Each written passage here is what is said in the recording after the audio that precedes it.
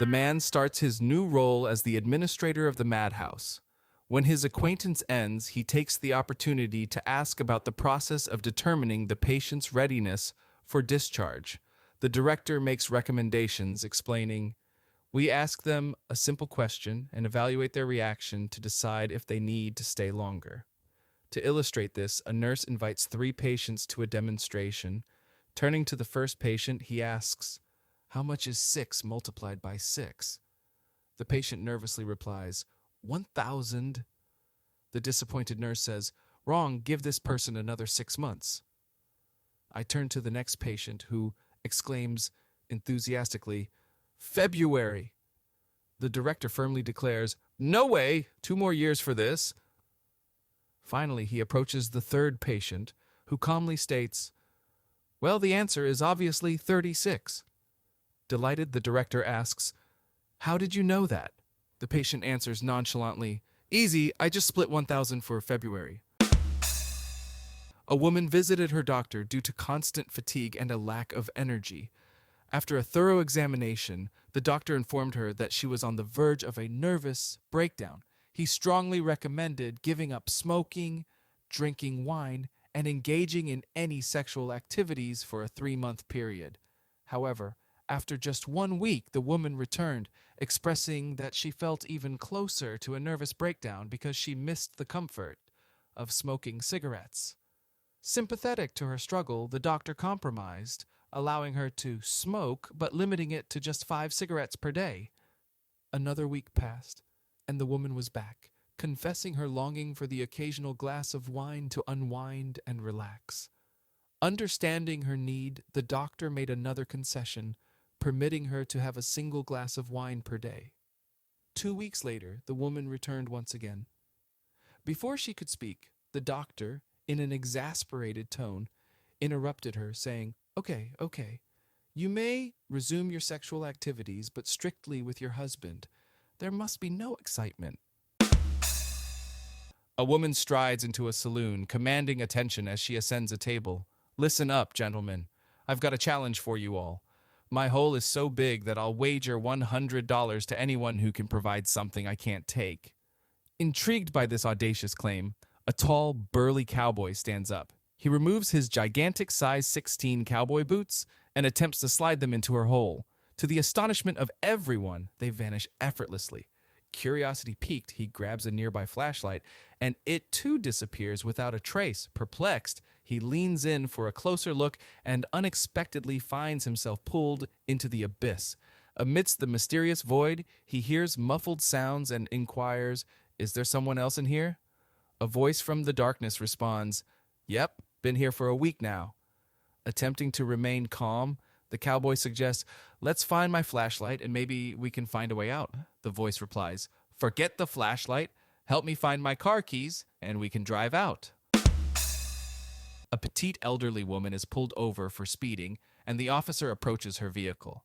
After exchanging greetings, he reviews the documentation she has prepared for him and notices her concealed carry license. Curious, he asks, "Ma'am, do you have a firearm in the vehicle?" With a nod, she answers, "Well, yes, sir, I do." The officer, amused by the contrast of the small 90-pound, 90-year-old lady, smiles.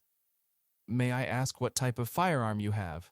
Without missing a beat, she responds, "Yes, sir, I've got a 9mm in my purse, a .45 in the center console, and a Magnum in the glove compartment." Slightly taken aback, the officer inquires, "Is that it?" With a hint of humor. Smiling sweetly, the little old lady replies, "Well, no, I do have a pistol-grip shotgun in the trunk as well." Now, thoroughly surprised, the officer raises his eyebrows and asks, "Ma'am, what are you afraid of?" With an innocent grin, she retorts, "Not a goddamn thing. Goddamn." A large number of viewers watch my videos without a subscription. Therefore, subscribe to my channel so as not to miss new videos with funny jokes. In a serene suburb nestled on a tranquil street, there stood a painter's residence that also served as his artistic haven. This painter, far from ordinary, dedicated himself to capturing the essence of the human form, particularly the nuances of the nude. His current project, a labor of love spanning several months, held the promise of being his magnum opus. The canvas bore witness to his meticulous strokes, each one carefully molding his vision. The inspiration behind this masterpiece was a regular visitor to his studio, a dancer with a grace and poise that breathed life into his work. As was their routine, the model arrived, exchanging pleasantries. However, as she began to disrobe, preparing to assume her place beneath the studio lights, the artist interjected. "Actually, let's not proceed today," he said. "This cold is taking its toll on me. I think I'll pay you for your time today and retire to some hot tea in bed." The model, who admired not only the artist's talent but also his gentle demeanor, immediately offered her assistance. "Oh, please let me make you some tea. It's really no trouble," she insisted. Grateful, the artist agreed, saying, "Well, all right then. Thank you, and please make one for yourself as well." Retreating from the cold studio, they found solace in the living room, surrounded by sketches and works in progress. Engaged in easy conversation, they discussed art and life. As the comforting silence settled between them, the sudden sound of a key turning in the front door lock shattered the tranquility.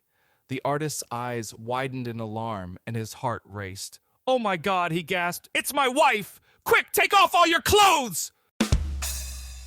One evening, a man and his wife engage in a conversation about their expectations for their son's future. "I have an idea," suggests the father. To illustrate his point, he places a crisp $10 bill, a bottle of fine whiskey, and a Bible on the coffee table. If he takes the money, he'll be a banker. If he takes the whiskey, he'll be a drunk. And if he takes the Bible, that means he'll be a preacher. Anticipating their son's arrival, the man and his wife discreetly hide, watching as their son enters the room. The boy approaches the coffee table, examining each item. First, he picks up the $10 bill, looks at it thoughtfully, and sets it down. Then he grabs the bottle of whiskey, uncorks it, takes a whiff, and places it back on the table. Lastly, he lifts the Bible, flips through its pages, and sets it down. Surprisingly, the boy opts to take the money, stuffs it into his pocket, grabs the whiskey, and walks away with the Bible tucked under his arm. "Well, how do you like that?" exclaims the father. "He's going to be a politician." Sam and Becky have been happily married for 50 years.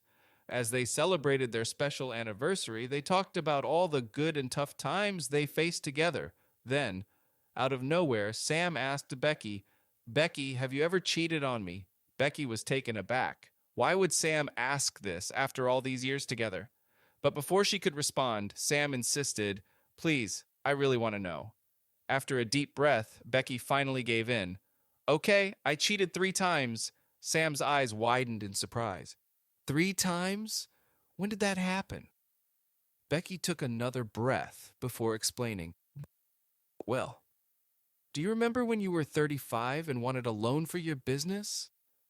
No bank would help, but one day, the bank manager came to our house and gave you the loan. No questions asked." Sam couldn't believe it. "He did that for me? I respect you even more now for doing that. When was the second time?"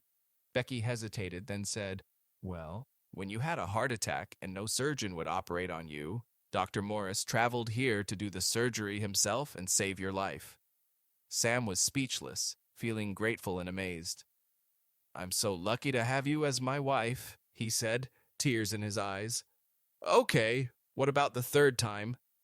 Becky hesitated again before admitting, "A few years ago when you wanted to be the president of the fishing club and we were 97 votes short." Airman Jones is stationed at the onboarding center, where he counsels new recruits on their government benefits, with a particular emphasis on the GI life insurance policy.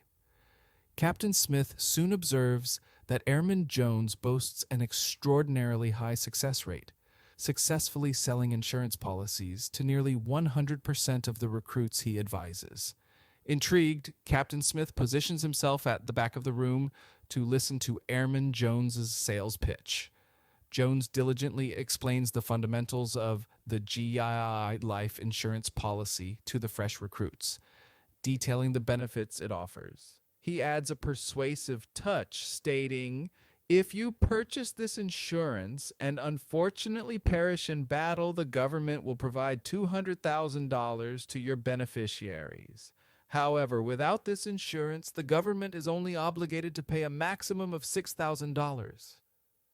Concluding his pitch, Jones implores the recruits to contemplate the decision, leaving them with a thought-provoking question. Now, think very carefully. Who do you think they're going to send into battle first?